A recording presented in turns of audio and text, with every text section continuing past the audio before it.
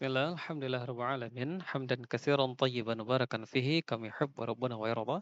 Asyhadu an la ilaha illallah wahdahu la syarikalah wa asyhadu anna Muhammadan abduhu wa rasuluhu alladzi la nabiyya ba'dah. Allahumma anfa'na bima 'allamtana wa 'allimna ma yanfa'una wa zidna 'ilma. Allahumma inna nas'aluka 'ilman nafi'a wa rizqan thayyiba wa 'amalan mutaqabbala amma ba'du. Alhamdulillah rabbil alamin, kita bersyukur pada Allah Subhanahu wa taala pada malam hari ini Allah izinkan untuk memulai rencana kita di dalam mempelajari bacaan qiraah Asim dengan rawinya yaitu Imam Syu'bah dan Hafs. Taib. Nah, tentunya untuk bacaan Hafs sendiri kita tentunya tidak asing ya dengan bacaan ini karena tentunya ini sudah sangat sering sekali kita baca. Bahkan bisa dikatakan ya seluruh masyarakat di Indonesia dan juga di negara-negara Asia tentunya ini membaca dengan riwayat Hafs. Walaupun pada masa dahulu pada saat ya masa keemasan Islam ya, pada saat itu bacaan Hafs tidak begitu populer dibandingkan dengan bacaan Syu'bah.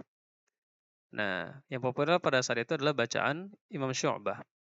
Nah, namun seiring berjalan waktu, kemudian juga perkembangan zaman, kemudian puncaknya adalah di masa pemerintahan Turki Utsmani, di mana mereka mengirimkan banyak guru ya, mengajarkan Al-Quran dengan riwayah Hafs. Nah, di antara keutamaan dari bacaan Hafs itu sendiri, bacaannya ringan, mudah, ya, tidak begitu banyak dialek-dialek yang yang jarang seperti itu kita dengar. Nah, tentunya sangat sesuai dengan lidah orang-orang seperti kita, seperti di Asia begitu. Nah, adapun bacaan-bacaan lain, ya itu sangat banyak sekali pengaturannya. Nah, sangat banyak sekali hukum-hukumnya. Adapun kalau bacaan kita riwayat Hafs, itu bacaan yang tentunya sangat mudah ya sebetulnya. Kalau kita mempelajari hukum-hukum tajwid, itu semua adalah sesuai dengan standar Hafs ya, bacaan Imam Hafs yang didapat dari gurunya Imam Asim. Nah, nanti dari jalur ini, dari bacaan ini, ya akan tersebar sampai kepada kita melalui banyak jalur, ya. Kalau yang masyhur di kita di Indonesia itu jalurnya jalur Syatibiyah dari kitabnya Imam Asy-Syatibi yaitu Hirzul Amani wa Wajhut Tahani. Taib. Nah, itu adalah kitabnya. Nah, di sana kita dapati ya cara membaca Al-Qur'an.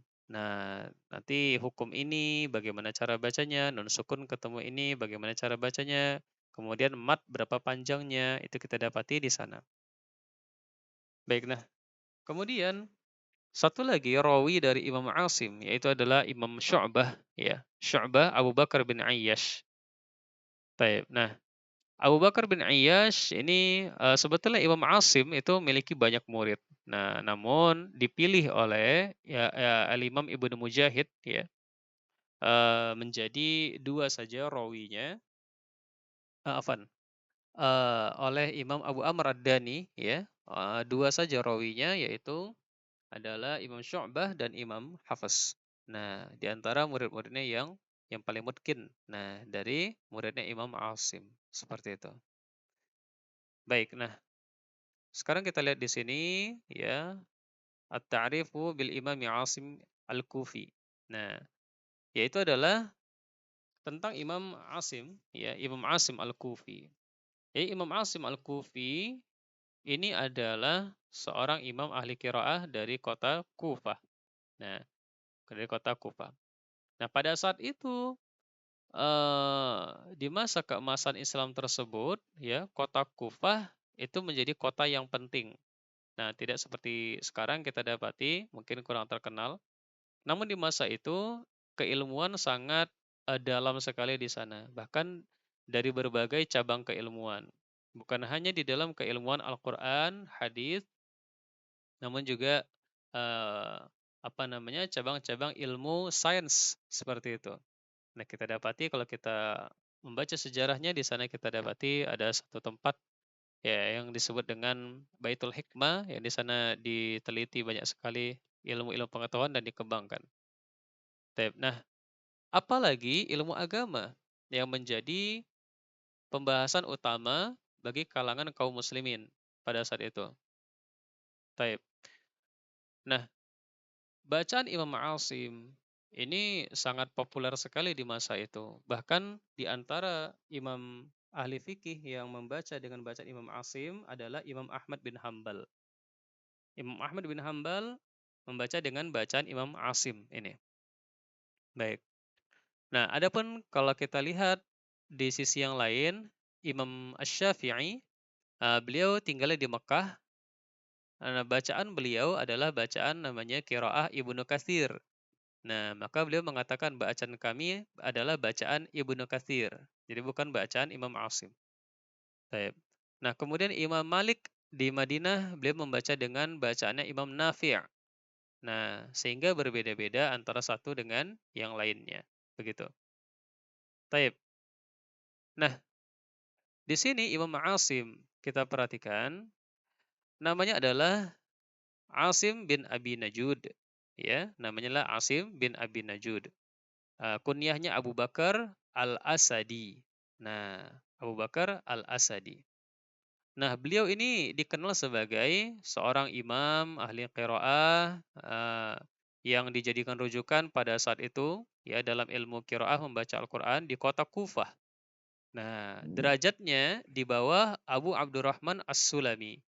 Nah, jadi singkat cerita, pada saat itu, pada saat zaman Utsman bin Affan, didapati banyaknya pada saat itu Islam semakin tersebar. Ini kita balik ke belakang dulu.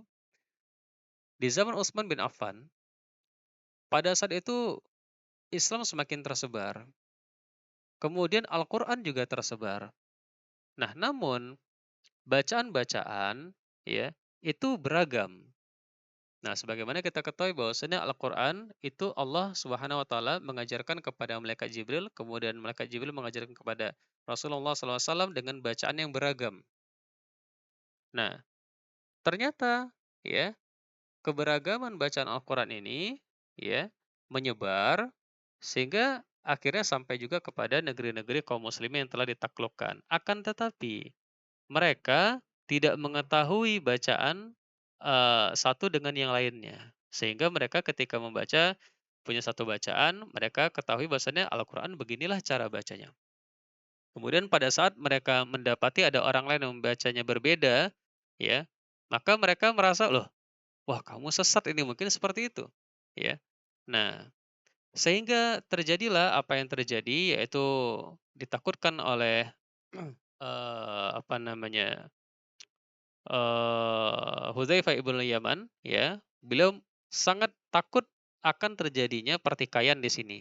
Karena secara naluriah, orang yang mencintai Al-Qur'an, itu pasti dia tidak suka adanya perbedaan di dalam seseorang menyikapi Al-Qur'an.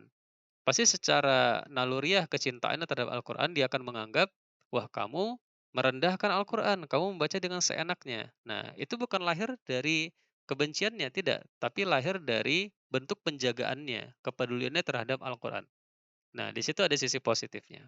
Nah, maka dari itu, Hudzaifah ibnu Yaman di sini menyampaikan kepada Utsman bin Affan bahwasannya, ya hendaknya kita menyeragamkan, ya. Artinya kita menertibkan dan mengajarkan kepada mereka, memahamkan kepada mereka bagaimana cara membaca Al-Qur'an yang sesungguhnya. Nah, maka dari itu pada saat itu dibukukanlah Al-Qur'an kembali ya. Kemudian diperintahkanlah ya tim penyusunan Al-Qur'an pada saat itu di masa Utsman bin Affan yang nantinya kita kenal dengan Rasm atau cara tulis ya di zaman Utsman bin Affan atau Rasm Utsmani yang diketuai dengan, oleh Zaid bin Thabit. Nah, yang mana Zaid bin Thabit ini di awal sekali pembukuan Al-Qur'an di zaman Abu Bakar, itu beliau ya juga yang ditunjuk.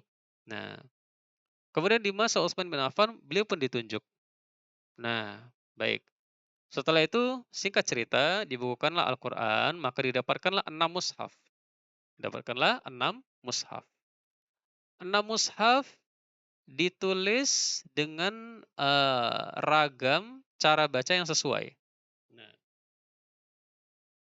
jadi ada beberapa lafaz yang bisa digabungkan cara tulisannya. Nanti kita akan lihat di perbedaan cara baca antara Imam Syu'bah dengan Imam Hafs. tulisannya sama, tapi harokatnya bisa beda. Itulah rosem. Rosem itulah batang tubuh. Batang tubuh tidak mungkin berubah. Tayyib. Nah, batang tubuh tidak mungkin berubah. Nah, yang bisa berubah adalah harokat. Contoh misalnya Imam Syu'bah membaca Imam Hafs membaca fi amadim mumaddadah. Ama, ain fathah, mim fathah, ya, amadin, ya. Sedangkan Imam Syu'bah mendapat bacaan dari gurunya Imam Asim juga, namun dari jalur yang lain beliau mendapatkan fi umudin, ya, ainnya dengan dhammah, kemudian mimnya juga dengan dhammah, fi umudin.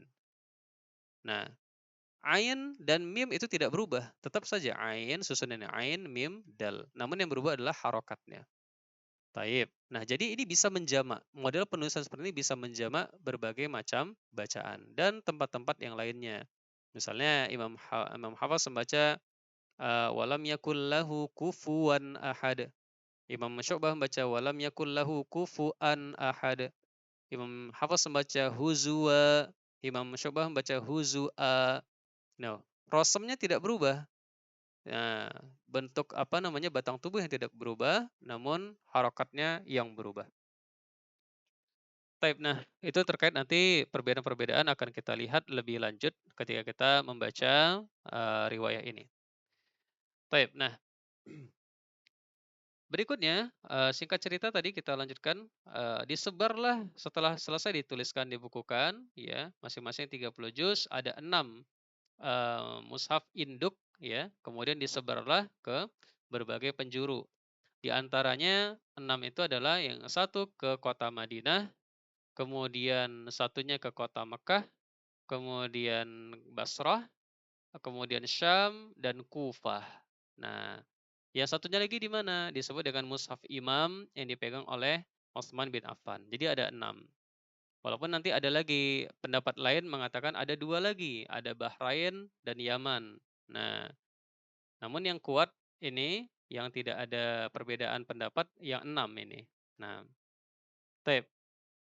Di samping itu, Utsman bin Affan juga mengirimkan guru yang mengajarkan cara bacanya. Jadi, tidak sekedar Al-Qur'annya saja dikirimkan, tapi gurunya juga dikirimkan. Maka dari itu, Ibnu Mas'ud tinggal di Kufah. Ibnu Mas'ud termasuk orang yang mengajarkan Al-Qur'an di kota Kufah. Nah, nanti kita akan lihat bahwasannya bacaan dari Imam Asim itu bersambung ke Ibnu Mas'ud sebagai gurunya. Jadi, Ibnu Mas'ud punya murid namanya Abu Abdurrahman As-Sulami. Abu Abdurrahman As-Sulami nanti punya murid namanya Imam Asim. Nah, seperti itu. Taib. Nah, itu sedikit cerita tentang ragam bacaan, ya, ragam bacaan Al-Qur'an. Nah, jadi sebetulnya dari sisi bacaan-bacaan Al-Qur'an, ragamnya itu ada beberapa tobakoh atau tingkatan. Nah, tingkatan pertama Rasulullah SAW mengajarkan kepada para sahabat dan sahabat unggulannya dalam membaca Al-Quran yang direkomendasikan langsung oleh Rasulullah SAW, atau dalam bahasa lainnya itu diijazahkan, ya, diberi rekomendasi untuk mengambil bacaan dari mereka, ya, itu ada 7 orang, ya. Yang pertama adalah Ali bin Abi Thalib. Wah, ini Masya Allah. Ini mukri-mukri yang ahli dalam baca Al-Quran. Yang pertama Ali bin Abi Thalib. Yang kedua adalah Utsman bin Affan. Yang mana kita tahu beliau menghafal Al-Quran. Beliau hafal Al-Quran. Kemudian dalam satu riwayat pernah beliau sholat, ya, sholat satu rakaatnya full selesai dari Al-Fatihah sampai An-Nas. Dalam satu rakaatnya. Wah, Masya Allah, ini keberkahan waktu yang Allah berikan kepada Utsman bin Affan. Baik, kemudian yang ketiga itu adalah Ubay bin Ka'ab, ya. Yang keempat itu adalah Zaid bin Sabit sendiri yang tadi ditunjuk oleh Utsman bin Affan untuk membukukan Al-Quran, ya, menuliskan kembali Al-Quran dengan Rasul Utsmani. Kemudian yang kelima adalah Abdullah bin Mas'ud. Kemudian yang keenam Abu Musa al-Asy'ari, kemudian yang ketujuh adalah Abu Darda. Nah, Ini 7 orang yang direkomendasikan oleh Rasulullah SAW untuk diambil bacaannya. Dan kita nanti akan dapati bahwasannya perbedaan ragam bacaan itu nanti semua bermuara kepada mereka. Baru dari mereka yang 7 ini belajar kepada Rasulullah SAW, Rasulullah SAW belajar kepada Jibril, Jibril diajari oleh Allah Subhanahu wa Ta'ala. Nah, jadi berbicara masalah Al-Quran, ini pembicaraan yang sangat mulia sekali. Nah, karena tidak ada kitab ya selain Al-Quran yang langsung terhubung kepada Allah Subhanahu wa Ta'ala. Jadi kita membaca ini bukan hanya sekedar membaca, namun kita sedang menyambungkan cara baca kita sesuai dengan apa yang Allah Subhanahu wa Ta'ala ajarkan. Nah, itu perlu digarisbawahi. Allah Subhanahu wa Ta'ala ajarkan. Nah, kepada manusia melalui Rasulnya. Taib. Nah, itu tobakoh yang pertama. Kemudian nanti tobakoh yang kedua di bawahnya, ya. Nah, itu adalah tabi'in di bawahnya. Ya, yaitu ya di sana ada Abu Abdurrahman As-Sulami, kemudian nanti ada Zir bin Hubeish ya, nanti ada Abu Hurairah ya dan seterusnya. Baik dari kalangan sahabat maupun tabi'in. Nah, yang di luar dari 7 orang yang direkomendasikan tadi. Nah, mereka berguru pada 7 sahabat tadi, mengambil banyak bacaan. Makanya kita dapati nanti ada ragam-ragam bacaan. Taib. Seperti misalnya Abu Abdurrahman As-Sulami. Nah, di sini mungkin kita coba sharekan dulu usul. Ini coba kita lihat. Baik, nah ini dia. Baik. Nah, sanad Imam Asy-Syatibi bukan. Nah, taib. Sekarang kita lihat di sini sanad qiraah Imam Asim. Sanad qiraah Imam Asim. Imam Asim bin Abi Najud nanti di Tobakoh yang ketiga, ya, beliau termasuk Imam Qiraah di Tobakoh yang ketiga, di bawah tabi'in. Baik. Nah, Imam Asim bin Abi Najud belajar kepada banyak guru, di antaranya ada Abu Abdurrahman As-Sulami. Kemudian juga Imam Asim belajar juga kepada Zir bin Hubeish. Nah, ternyata Abu Abdurrahman As-Sulami ini belajarnya dengan banyak guru. Beliau belajar dengan Ali bin Abi Thalib, belajar juga dengan Utsman bin Affan mengambil bacaannya, belajar juga dengan Zaid bin Sabit, ya, belajar juga dengan Ubay bin Ka'ab, ya. Nah, ini beliau belajar dengan banyak guru dan kita ketahui bahwasannya tadi mereka yang 7 orang yang disebutkan tadi, ya para sahabat itu mempelajari apa namanya huruf-huruf yang beda dari Rasulullah SAW, mempelajari cara baca yang beda. Kemudian di sini ada Zir bin Hubeish ya, gurunya juga dari Imam Asim, itu belajar kepada Abdullah bin Mas'ud. Walaupun nanti Zir bin Hubeish juga belajar dengan sahabat yang lain seperti Utsman bin Affan, Ubay bin Ka'ab. Nah, seperti itu.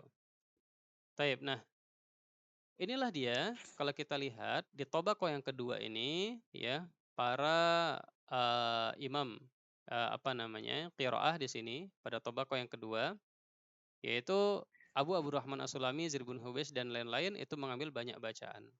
Nah, kemudian nanti di Tobakoh yang ketiga, nah ini ada imam qiraah yang kita kenal sekarang dengan qiraah sab'ah ya, qiraah 7 yaitu apa saja? Yang pertama ada Imam Nafi'. Yang pertama ada Imam Nafi' ya. Kemudian ada Imam Ibnu Katsir, kemudian ada Imam Abu Amr, kemudian ada Ibnu Amir ya, Abu Amr Al-Basri, Ibnu Amir Asy-Syami. Jadi ini masing-masing imam di kotanya. Imam Nafi' Al-Madini ya, Al-Madani ya di Madinah.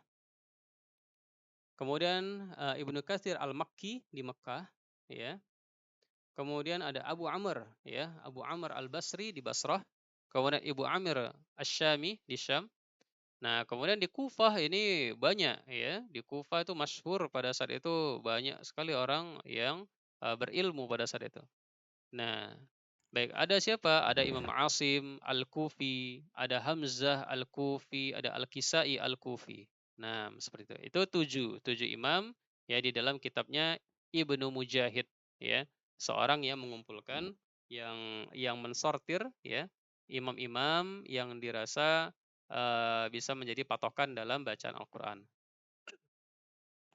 Nah, kemudian nanti pada zaman berikutnya ya, ditelitilah ya, apakah ada riwayat lain ya yang bisa dijadikan rujukan juga. Maka didapatilah oleh Imam Ibnu Jazari bahwasanya ada Abu Ja'far ya Al-Madani ya, kemudian Ya'qub Al-Hadrami dan Khalaful Ashir.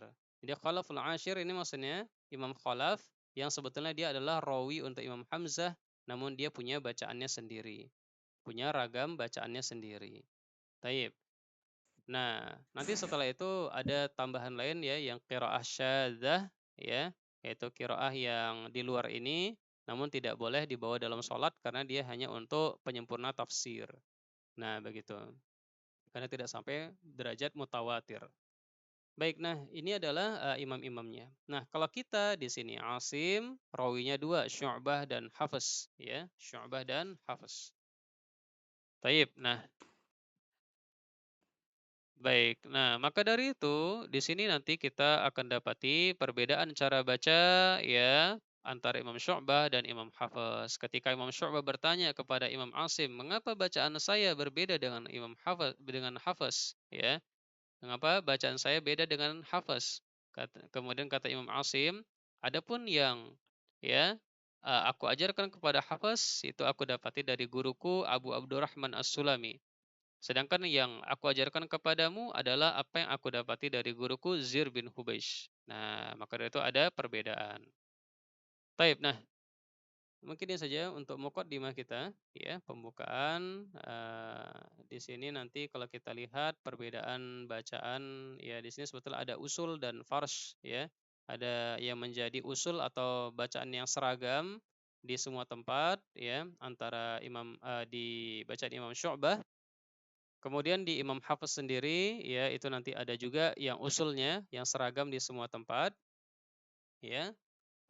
Contohnya misalnya yang seragam di semua tempat kalau Imam Syu'bah, itu tentunya nggak kita bahas di sini, tentunya kita bahas di materi yang dikirimkan berupa video, ya insyaallah. Kalau kita lihat kita ambil saja satu di sini misalnya, kita lihat, nah nih. Nah, babu hurufi qarubat makharijuha. Ya, bab tentang huruf-huruf yang dekat makhrajnya, ya. Nah, contoh di sini perbedaan. Imam Hafiz kalau kita baca Al-Qur'an pastinya kita mengizharkan ini. Summa akhadtu, ya, akhadtu zalnya kita pasti baca jelas. Akhadtul ladzina kafaru. Di semua tempat pasti kita baca seperti itu. Namun kalau kita sedang baca dengan ya, bacaannya Imam Syu'bah, maka kita idghamkan zal ketemu ta, memang itu beda, beda makhrajnya, tempat keluarnya, tapi dekat, berdekatan. Nah, di sini Imam Syu'bah mengidghamkan summa akhadtul ladzina kafaru. Ya, summa akhadtul ladzina kafaru. Nah, begitu. Tapi itu salah satu contoh. Kemudian kita ambil contoh lagi misalnya di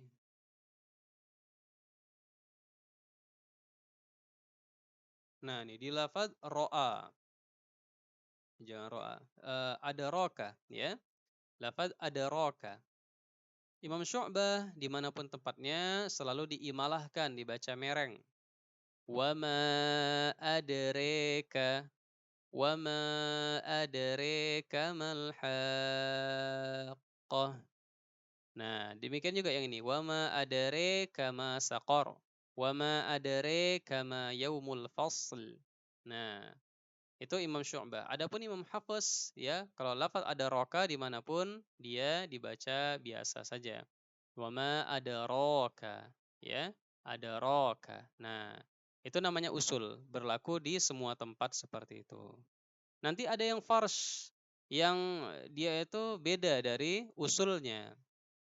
Nah, misalnya secara usul atau secara dasarnya bacaan Imam Hafiz itu tidak ada imalahnya.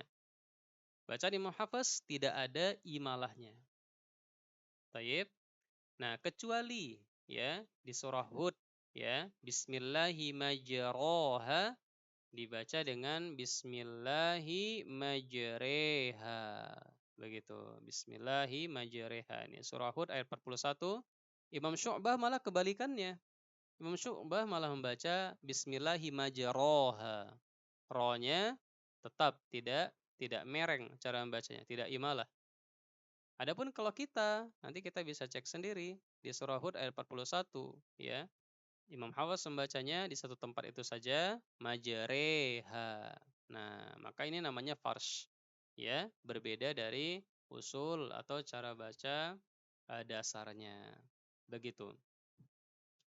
Tayyib. Nah, mungkin itu sedikit tentang muqaddimah pembukaan untuk ini apa namanya? Untuk bacaan Syu'bah dan Hafs, ya.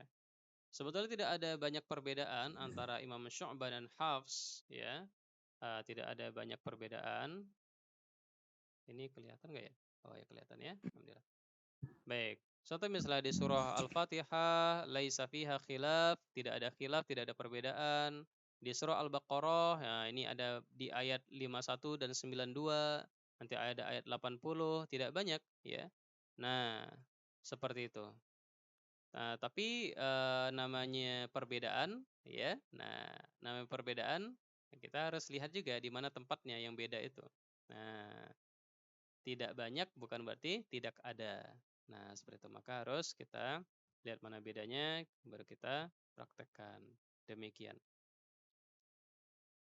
Baik, nah mungkin ini dulu untuk mukaddimah kita. Mungkin kita ambil waktu istirahat sejenak. Ini kok pada belum masuk ya?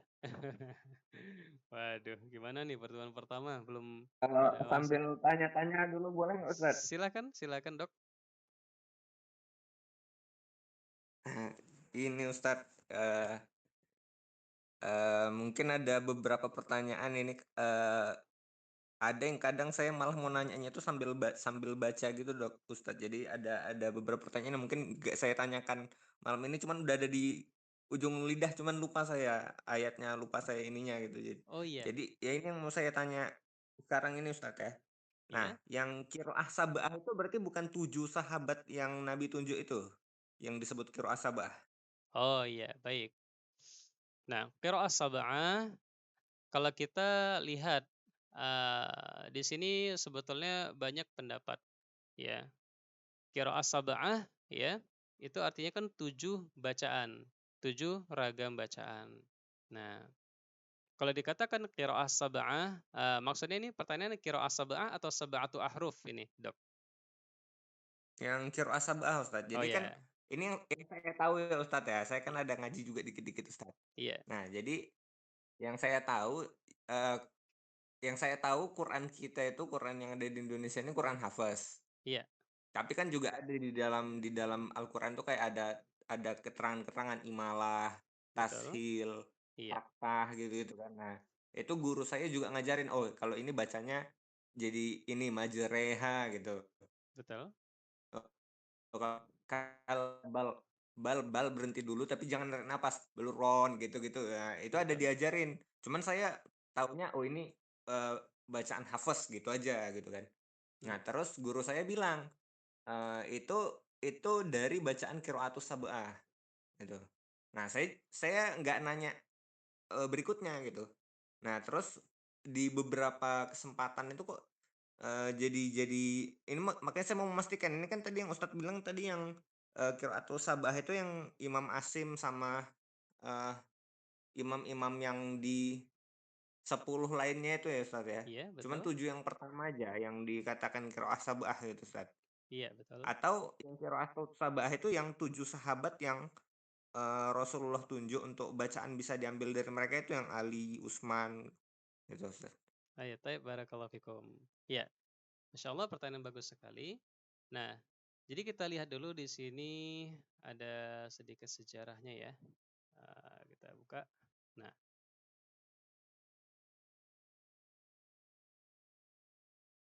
nah ini.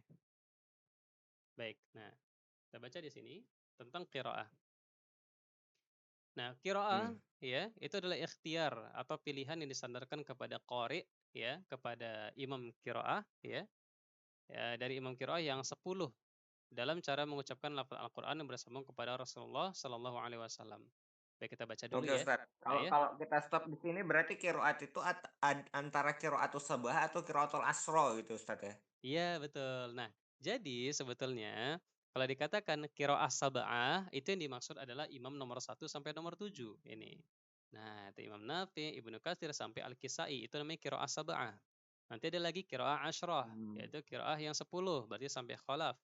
Nah, nanti ada qiraah arba'asyar, ya qiraah 14 berarti tambah lagi 4 qiraah syadzah tambahan walaupun nggak bisa dibaca dalam sholat tapi penyempurna untuk tafsir, yaitu qiraahnya Ibnu Muhaisin, ya kemudian qiraahnya apa namanya Al Hasan Al Basri dan seterusnya. Nah, seperti itu. Nah, adapun yang 7 sahabat tadi, nah ini kebetulan saja jumlahnya sama 7 gitu. Nah, Oke, walaupun oke. ada pendapat lain mengatakan termasuk juga sahabat di Tobaqoh awal tadi selain yang 7 masih ada. Siapa dia? Ada yang mengatakan Abu Bakar As-Siddiq. Nah, beliau juga seorang mukri yang apa terpercaya di dalam membaca Al-Qur'an, As-Siddiqul Akbar ya. Nah, beliau ini ya berarti kalau mau ditambahkan berarti jadi 8. Nah, begitu. Jadi kalau Umar bin misalkan Khattab nggak masuk, Ustaz? Umar bin Khattab dia masuk ke Tobaqoh kedua. Oh, nggak Heeh. sampai levelnya Qori berarti, Iya, Umar bin Khattab. untuk kan para sahabat itu kan Sahabat. masing-masing ada konsentrasi ilmunya tersendiri, ya ada yang Oh, oke. menguasai, apa, ahli dalam beberapa cabang ilmu. Nah, ada yang beberapa cabang ilmu Berarti ada ya, Umar itu lebih ke umaroknya ya, bukan ke ulamanya ya? sebetulnya dia ulama juga ya, dalam hal fikih banyak, apa, mazhab-mazhab, apa namanya, pendapat dari ulama fikih seperti yang kita kenal ya Imam Asy-Syafi'i, ya kemudian Imam Malik, itu, Oh, nggak nyambung juga. masuknya karena Umar itu terlambat ngafalnya, agak-agak lama baru hafal seluruh Eee Qur'annya. sebetulnya tidak ya, sebetulnya tidak. Karena pertama kita dapati Umar bin Khattab selalu bersama Rasulullah. Nah, paling sering sekali kita dapati, "Aku keluar bersama Oke. Rasulullah dan Abu Bakar." Nah, Umar mengatakan seperti itu. Sering sekali kita dapati seperti itu. Namun, yang menjadi, apa namanya, menjadi perbedaan di sini adalah pertama rezeki dari Allah, ya seseorang diberi fokus dalam bidang apa. Kemudian, apa namanya, penguasaan terhadap ilmu qiraah itu sendiri. Nah, ada sahabat-sahabat yang banyak sekali bertalaki dengan Rasulullah SAW, ya, memperhatikan bacaan Rasulullah SAW. Nah, di antaranya para sahabat dan tidak semua sahabat-sahabat penulis wahyu itu masuk ke dalam jajaran ulama yang direkomendasikan tadi.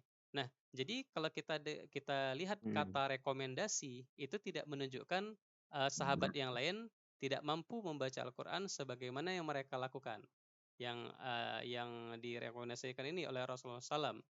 Nah, artinya mereka juga memiliki bacaan, namun ya tidak selevel dari sahabat yang direkomendasikan ini. Nah, seperti itu. Makanya ada satu ini ya, satu athar ya kita dapati bahwasannya waktu itu seorang sahabat bernama Hisham ibn Hakam ya, beliau apa namanya? Beliau sholat, kemudian di belakang ada Umar bin Khattab. Nah, ternyata Hmm. Hisham ibn Hakam ini membaca dengan bacaan yang lain, yang beda dengan bacaan Umar. Nah, Umar bin Khattab, ya kita tahu orangnya gimana.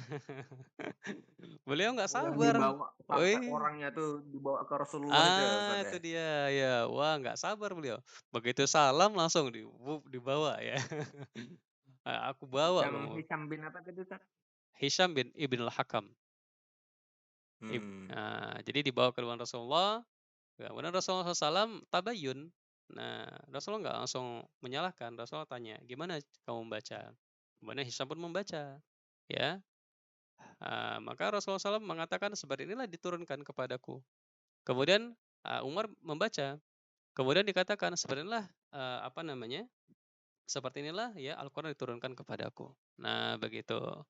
Nah, di kesempatan yang lain juga sama, Oh. Ubay bin Ka'ab, ya, Ubay bin Ka'ab juga beliau juga banyak bertalaki kepada Rasulullah SAW. Nah, namun namanya manusia, ya, terkadang ada beberapa hal yang luput. Nah, jadi ada seorang sahabat waktu itu membaca Al-Quran juga di dalam masjid, ya, Ubay masuk, kemudian didapati bahwasannya bacaannya kok beda ya. Nah, ini apa? Jadi tidak tenang. Orang itu kalau misalkan ada sesuatu yang penting dalam dirinya, ketika dia dapati nggak seperti biasanya, maka dia itu pasti gusar. Ini dia cinta Al-Quran, tapi kok ini beda ya? Nah, dia nggak tenang. Akhirnya ditungguin sama Ubay. Ya, para sahabat beda-beda ya. Kalau Umar langsung tarik ya, wah dibawa. Kalau Ubay nggak, ditunggu duduk dulu. Nah, setelah selesai, baru diajak. Ya, saya ingin mengecek bacaan Anda ya kepada Rasulullah, kemudian dibawa. Kemudian seperti itu juga kejadiannya, disuruh baca. Kemudian Rasulullah SAW mengatakan, ya seperti ini diturunkan. Kemudian Ubay membaca, kemudian kata Rasulullah seperti itu diturunkan. Tapi pada saat itu Ubay bin Ka'ab ya merasa berat sekali hatinya. Ya, karena apa namanya? Ya kita dapati orang yang begitu cinta terhadap Oh, Al-Qur'an itu kok yang kisahnya ya. terus Rasulullah menepukkan tangannya ke dada Ubay, terus Betul, betul. tenang hatinya. Betul, ditepukkan ke dadanya sampai akhirnya beliau bisa menerima begitu. Taib, nah seperti itu singkatnya. Jadi kalau dikatakan qiraah sab'ah, maka ini maksud adalah ini 7 imam qiraah ya. Adapun kalau misalkan ulama-ulama yang sahabat di Taqbaqoh pertama itu ya adalah sahabat-sahabat yang direkomendasikan oleh Rasulullah SAW untuk diambil bacaannya begitu. Oke Ustadz, izin tanya juga Ustadz. Silakan. Kalau misalnya rosem itu berarti nggak berubah ya? Ya. Dan rosem itu nggak ada titiknya ya Ustadz ya? Waktu Ya, rosem Usman itu. iya betul, tidak ada titiknya. Rosem itu tidak ada titiknya. Nah, ini Hmm. coba kita buka dulu di sini ada eh Rosem.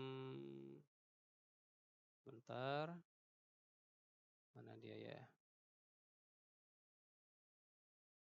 Iya, terus gimana, Dok? Coba dilanjut dulu pertanyaannya. Nah, jadi kalau di antara semua imam-imam qiraatus sab'ah ini ataupun qiraatul asro ini Ya. sebetulnya Qur'annya itu sama ya. Cara penulisan Rosem Usmaninya sama, cuman bacaannya yang jadi bisa berbeda-beda itu Ustaz ya. Sebetulnya kalau dari sisi Rosem ada perbedaan juga. Nah, kalau dari sisi Rosem ada perbedaan juga. Jadi antara Rosem yang sampai di Madinah, yang sampai di Mekah, kemudian yang sampai di Basrah, di Syam dan di Kufah itu ada perbedaan juga. Nah, di beberapa tempat begitu. Nah, seperti itu. Tapi kalau misalkan memang itu datangnya dari apa yang disepakati ya di zaman Utsman bin Affan, maka itu diterima. Itu boleh. Nah, seperti itu. Perbedaan Rosemnya itu apa Ustaz? Perbedaan Rosem Sampai merubah arti gitu atau gimana Ustaz? terkadang bisa jadi merubah arti. Ada misalkan ada satu ayat yang ada tambahan huruf hamzah. Hamzah itu kan artinya apakah.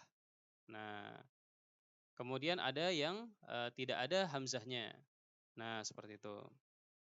Tayyib itu sampai merubah arti. Nah, namun kalau kita katakan perbedaan yang merubah arti itu sama sekali tidak menunjukkan pertentangan antara satu ayat dengan ayat yang lain, melainkan akan semakin melengkapi ya, semakin melengkapi dari makna Al-Qur'an seperti itu. Nah, begitu. Jadi ya, yang ada hamzahnya Quran, yang nggak ada hamzahnya juga Quran. Ya, betul. Seperti itu. Nah, Oke karena Ustaz. ya, Terus gimana? untuk riwayatnya Ustadz. Jadi kan kalau kisahnya itu kan tadi Ustadz bilang kalau nggak salah dari Huzaifah bin Yaman ya yang mengusulkan ditertibkan apanya Ustadz. Nah itu Ya. saya pernah dapat juga Ustadz katanya itu dari zaman Abu Bakar waktu masih jadi khalifah. Jadi yang Ya. ini mohon koreksinya Ustadz ya. Jadi yang saya dapatkan itu dari zaman Abu Bakar jadi khalifah itu ada salah satu perang apa gitu yang di situ banyak hafiz Quran meninggal. Ada 70 hafiz Quran meninggal dalam salah satu peperangan. Terus karena banyaknya yang meninggal langsung pada saat itu hafiz Quran, jadi sahabat mulai bingung nih gimana nanti bisa Quran ini nanti takutnya nggak nyampe ke generasi berikutnya. Terus saat itu Umar mengusulkan sama Abu Bakar kalau gitu coba kita kumpulkan aja semua Quran-Quran yang ada di pelepah kurma, yang ada di kulit domba, yang ada di mana-mana ini kita kumpulkan jadi satu kesatuan yang urut dari awal sampai akhir. Terus supaya Quran kitab itu yang akan diwariskan ke generasi berikutnya. Terus Hmm. Abu Bakar saat itu sampai ketakutan, jangan Umar, ini bisa jadi bid'ah ini karena Rasulullah nggak pernah mengerjakan. Iya Terus betul. kata Umar sampai berdebat lah, ada perdebatan, tapi akhirnya Abu Bakar ngalah. Abu Ya. Bakar ngalah dan mulailah dikumpulkan dari zaman Abu Bakar, tapi selesainya baru di zaman Utsman. Hmm. Sampai jadi satu kitab utuh gitu. Nah, itu kalau saya dapatnya seperti itu, Ustadz. Nah, itu gimana, Ustadz? Oh iya, baik. Sebetulnya ini pembukuan Al-Quran itu ada 2 kali. Nah, yang pertama tadi dari terpisah-pisah, dari pelepah kurma, dari kulit apa namanya domba misalnya gitu kan, dari balungnya unta. Nah, itu disimpan di satu rumah. Nah, kemudian berusaha untuk dikumpulkan dalam lembaran-lembaran atau yang kita sebut dengan mushaf. Nah, begitu. Nah, jadi betul seperti yang tadi dokter katakan ya, bahwasannya, di zaman tersebut ya Umar bin Khattab menyarankan kepada, Abu Bakar pada saat itu ketika melawan apa namanya, Musailamah al-Kadzdzab, pada saat itu banyak yang meninggal ya, para qori ya banyak meninggal. Nah, akhirnya Allah berikan kelapangan pada hatinya Abu Bakar, ya kemudian dibukukan dan yang ditunjuk adalah Zaid bin Thabit itu sampai selesai, sudah selesai. Kemudian Oh, disimpanlah berarti ya, dari zaman Abu Bakar sudah selesai. ya sudah Oh, selesai. pengumpulannya jadi. Oke. Betul, sudah selesai dengan satu model bacaan, dengan satu model tulisan. Taib. Nah, kemudian disimpanlah di rumahnya Abu Bakar. Nah, kemudian nanti dengan apa namanya, dengan asma ya. Nah, disimpan.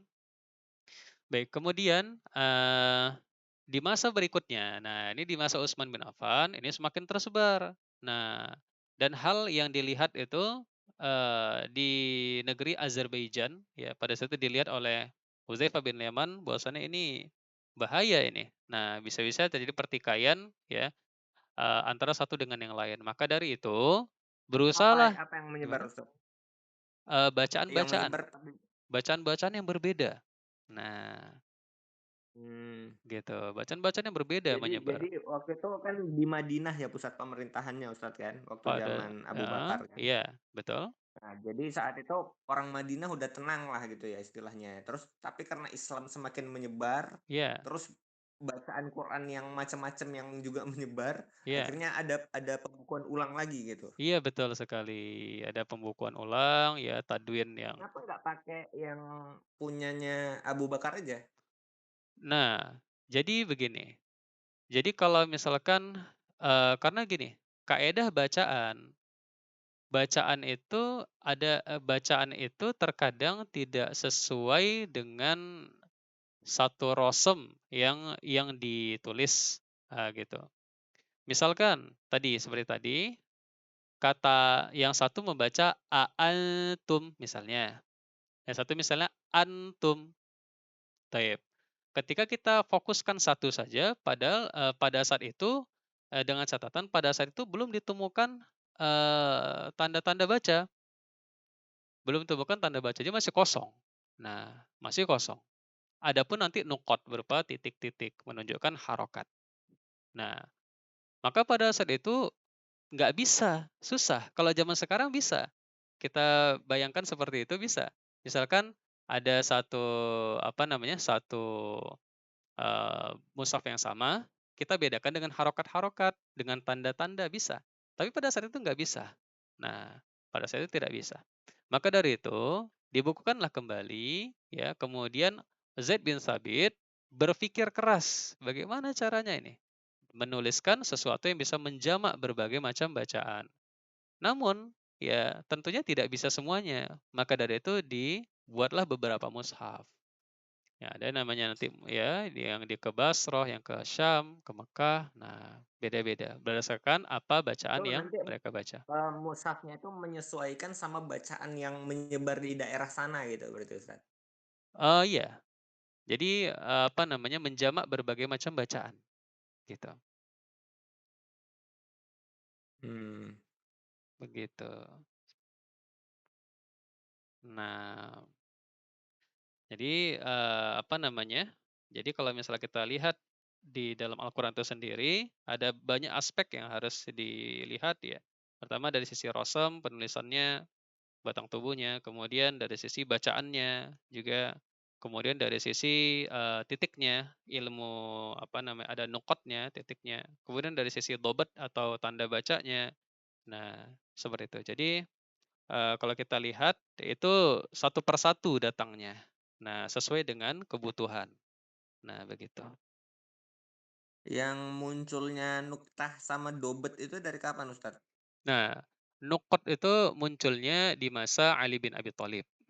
Nah, nukot itu munculnya di masa Ali bin Abi Thalib pada saat itu oleh Abul Aswad Ad-Du'ali pada saat itu. Nah, jadi kalau dari sini kita bisa bisa mengetahui bahwasannya yang dikirim di zaman Utsman itu, Utsman kan khalifah ketiga. Nah, itu kosong, nggak ada nggak ada tanda baca, nggak ada titik, udah. Nah, Yang Ustadz tampilkan ini rasam Nah, ya Utsman ini ya? Rasam nih, Rasam Utsman. Ini Mushaful Imam.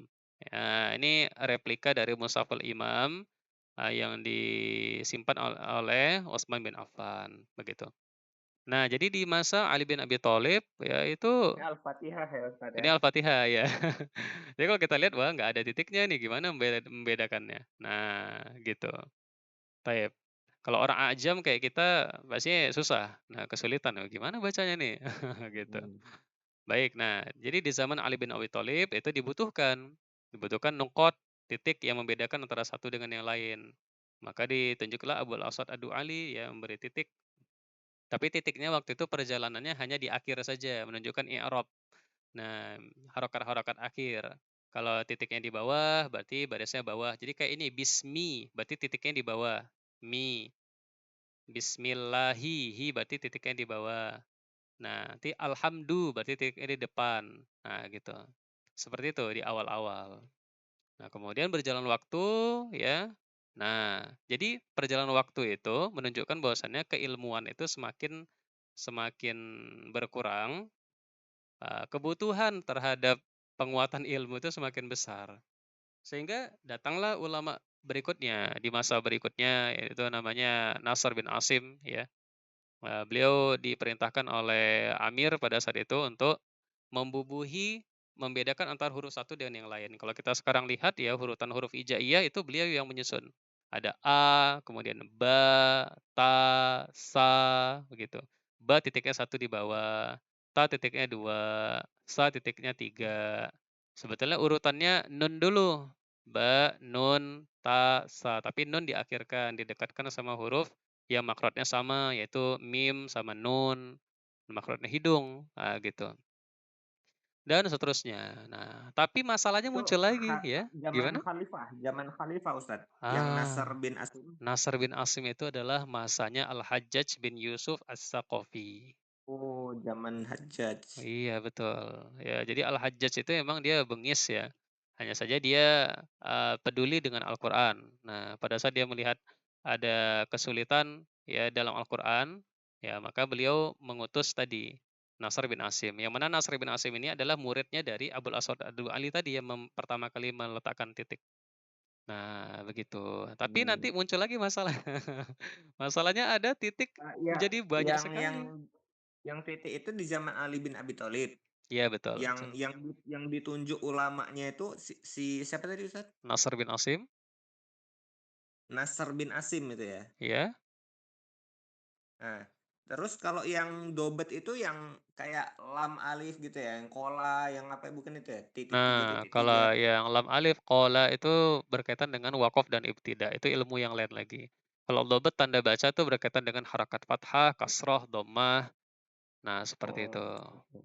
Nanti Berarti ulama dobet selanjutnya. itu deket-deket sama munculnya nukot gitu ya. Iya, setelah nukot, itu nanti ada di masa berikutnya, kalau nggak salah ya tahun 100-an Hijriah ya, anak lupa. Nah, itu seseorang yang bernama Al-Khalil bin Ahmad Al-Farahidi, yaitu gurunya dari Al-Kisai, ya, ulama Tahun qiraah. 100 Hijriah, Ustaz. Iya, ana lupa. Apakah tahun 100-an Hijriah, ana lupa pokoknya, nanti bisa dicek kembali. Apakah sebelum 100 Hijriah ya? Lupa pokoknya. Nah, Oke, Ustaz. jadi beliau apa namanya, adalah guru dari Sibawe dan juga Al-Kisai, ya, yaitu qori yang ketujuh tadi.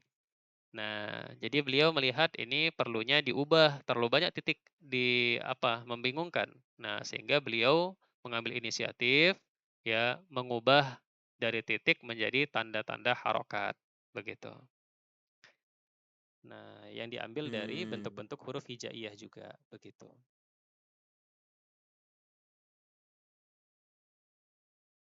Nah, barulah zaman-zaman berikutnya, baru nanti ada ulama-ulama yang menambahkan tanda-tanda berhenti wakof dan ibtidah, begitu. Nah, Oh, itu lebih jauh lagi berarti Ustaz. ya betul. Lebih. Itu ada perjalanan sendiri. Nah, kalau Berarti Quran cetakan kita sekarang ini Ustaz, ya, itu dari tahun 1100-an ya Ustaz ya? Saya kayaknya yang pernah ada eh saya kayaknya pernah ada ini sebetulnya dari kayak video YouTube gitu Ustaz. Jadi ya tes.